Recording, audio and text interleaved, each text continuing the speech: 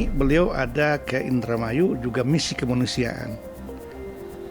Di dalam posisinya diserang, di dalam posisinya sebagai tertuduh, dan sebagai posisinya sebagai terlapor, Novi tidak pernah kehilangan misi-misi kemanusiaannya. Dia tetap menjalankan aktivitas itu, tidak terpengaruh ya. Sekarang dia peduli banyak sekali masyarakat yang meminta pertolongan, bantuan dari Novi. Justru makin banyak yang meminta tolong, yang mempercayakan ke Novi. Iya, karena memang sebelum terjadi ini pun dia aktivis yang sudah dikenal banyak publik, dan banyak publik yang sudah merasakan kebaikan-kebaikan Novi. Banyak sekali yang tidak terlihat oleh publik selama ini. Teman-teman media belum bisa mempelajari secara penuh karena belum berhubungan langsung. Kalau kita dekat dengan Novi, orangnya sangat santai, sangat cool ya, dan nampak orang baiknya kelihatan gitu. Yang jelas di sini saya mau sampaikan, yang saya lakukan adalah menjaga amanah dari para donatur. Yang kedua di sini yang saya lakukan untuk kebaikan Mas Agus ya. Itu uang gak sih kemana-manain. Ini semua uang untuk berobat Mas Agus. Saya tidak pakai uangnya. Saya di sini mengamankan amanah dari para donatur, itu aja. Karena pertanggungjawaban saya bukan cuma dunia tapi akhirat juga.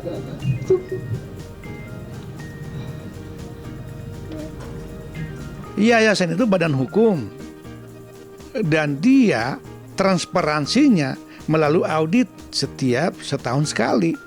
Kalau sekarang tiba-tiba lawyer Rawa bilang audit, apa yang audit? Audit normalnya bulan ke-13 atau akhir tahun. Kalau audit forensik dasarnya laporan dulu. Iya, laporan polisi baru dia audit forensik namanya. Audit forensik dibedakan, audit internal eksternal setiap tahun. Semua perusahaan itu pasti audit itu nggak perlu diajarin.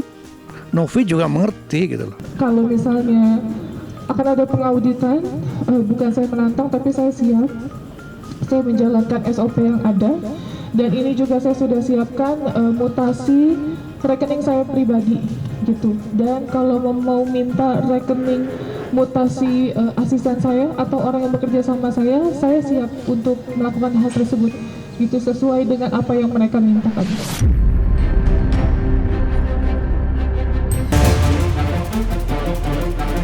Sejauh ini saya tidak terpikirkan untuk itu, karena saya masih menghargai beliau ya, masih menghargai pertemanan ya. Kita boleh berbeda pendapat, tapi kita tidak harus merusak pertemanan, itu prinsip saya seperti itu gitu ya. Jadi kalau tidak ada penjual, tentunya tidak ada pembeli. Ya, apapun itu yang dilakukan oleh Bang Farhad merupakan hak hukum seseorang ya, yang dilindungi oleh undang-undang. Siapapun berhak melakukan apabila merasa dirugikan ya. Saya pun berhak gitu loh bila perlu gitu kan.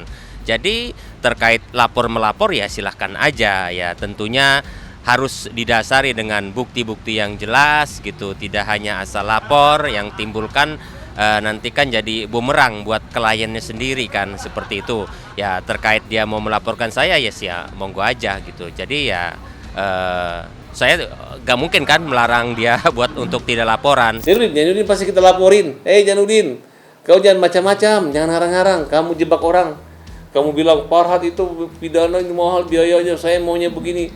Giliran itu ngomong, iya mas, siapa yang bawa Farhad itu? Agus lupa kan? Direkam, ditunjukin, ngapain?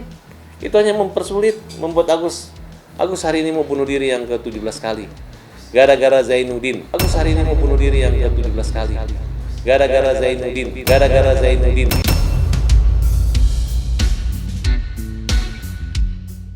Nah, itu informasi itu harus dipertanyakan pada yang bicara ya.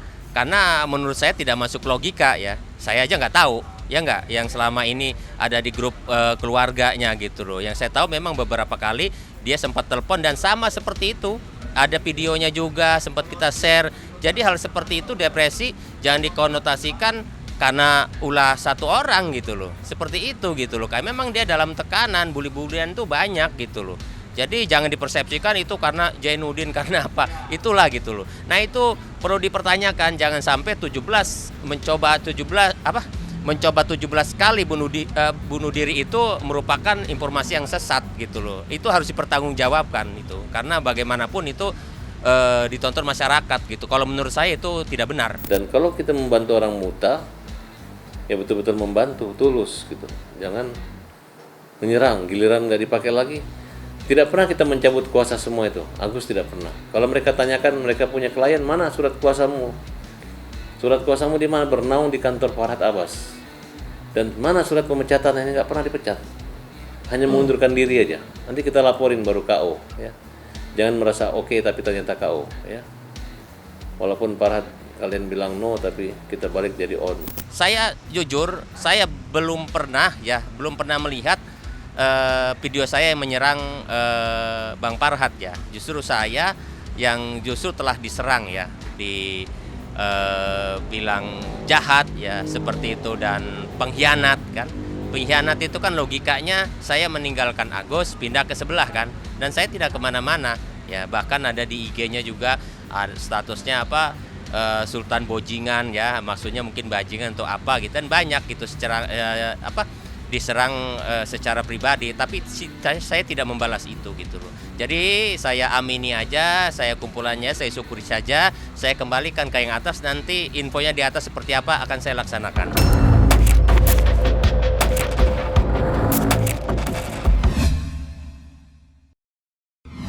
Tadi sudah selesai tahap pemeriksaan berkas, finally, kemudian sidik jari, kemudian cek kesehatan, dan alhamdulillah semuanya berjalan dengan baik dan tidak nyampe setengah jam. Cuma kita agak sedikit lama tadi di atas karena yang terdakwa satu lagi, yang calon terdakwa atau tersangka, saudari Putri Klima Aprilia atau Iskrim Hakim itu sedang di atas, baru saja nyampe. Jadi ya saya hanya katakan satu, bahwa ini adalah pertaruhan para lawyer, bukan saya mengada-ngada. Saya menjalankan kuasa, ada tanda tangan, ada saksi lengkap, ada video, ada foto. Tapi diduga ada yang bermain di kasus ini. Nah, kapan saya akan bertindak kepada orang-orang yang memeriksa perkara ini? Tunggu selesai putusan pengadilan. Rasman jangan lupa, dia masih tersangka di kejaksaan atas laporan saya. Yang jelas, halo Rasman, kau jadi masih tersangka di kejaksaan Kejati DKI. Mudah-mudahan kau segera jadi terdakwa. Mudah-mudahan. Itu yang saya harapkan dalam waktu dekat. Ya, mudah-mudahan kau akan jadi terdakwa segera di pengadilan negeri. Mudah-mudahan kasusnya segera limpah. Saya akan buka dengan telanjang bagaimana perilaku penyidik Bareskrim Mabes Polri terhadap saya. Saya akan buka, tolong Pak Kapolri, tolong Pak Irwasum, tolong Pak Kabareskrim, Pak Kadif Propam Mabes Polri, Bapak Prabowo Subianto, dan Bapak Wakil Presiden Bapak Gibran Raka Buming Raka. Saya akan buka-bukaan tentang perilaku oknum penyidik Bapak yang selama ini saya menahan diri. Kenapa? Saya sangat terharu ketika diperiksa oleh jaksa penuntut umum. Bayangkan seorang pengacara seperti saya tidak pernah diberikan BAP. Benar kan, Mat? Iya. Tidak pernah diberikan BAP. Termasuk BAP saya sebagai tersangka. Saya minta untuk BAP konfrontir setengah mati. Itu pun diserahkan tanpa ada parah dan tanda tangan saya. Ada apa ini?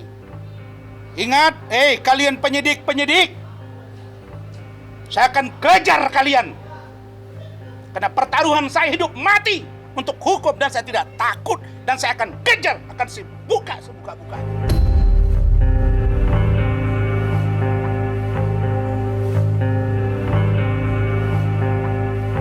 Karena saya merasa sangat dizolimi.